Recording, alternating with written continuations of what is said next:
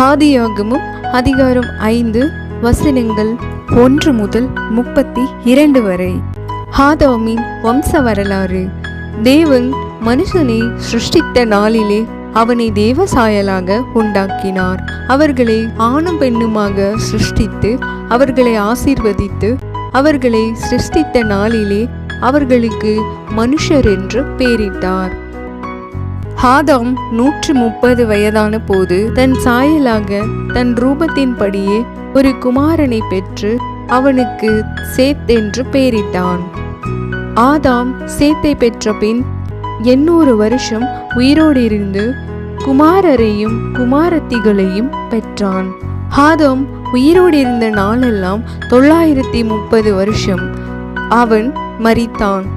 சேத் 105 வயதான போது ஏனோசை பெற்றான்.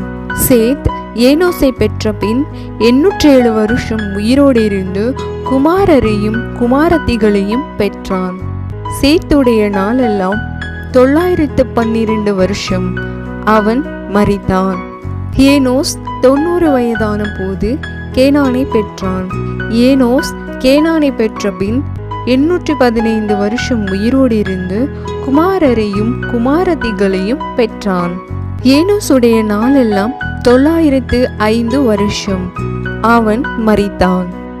கேனான் 70 வயதான போது மகலாலேயலை பெற்றான். கேனான் மகலாலேயலை பெற்ற பின் 840 வருஷம் உயிரோடு இருந்து குமாரரையும் குமாரத்திகளையும் பெற்றான். கேனானுடைய நாளெல்லாம் 910 வருஷம். அவன் மரித்தான். மகலாலேயல் 65 வயதான போது யாரேதை பெற்றான். மகலாலேயல் யாரேதை பெற்ற பின் 830 வருஷம் உயிரோடு இருந்து குமாரரையும் குமாரத்திகளையும் பெற்றான். மகலாலேயலுடைய நாளெல்லாம் 895 வருஷம். அவன் மரித்தான். யாரேத் 162 வயதான போது ஏனோக்கை பெற்றான். யாரேத் யோனோக்கை பெற்ற பின் 800 வருஷம் உயிரோடு இருந்து குமாரரையும் குமாரத்திகளையும் பெற்றான்.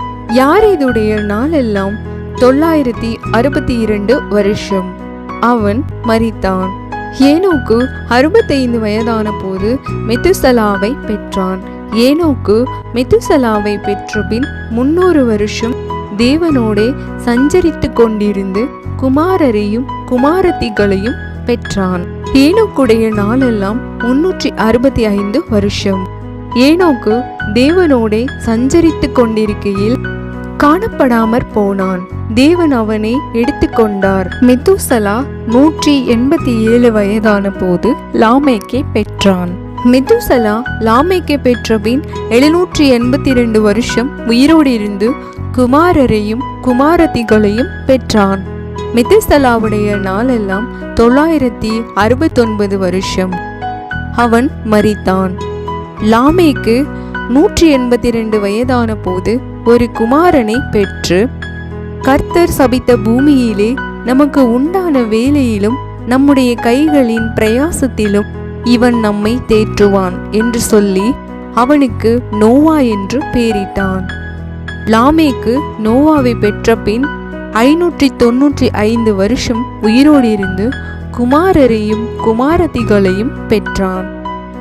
லாமேக்குடைய நாளெல்லாம் 777 வருஷம். அவன் மரித்தான். நோவா 500 வயதான போது சேம், காம், யாப்பேத் என்பவர்களை பெற்றான்.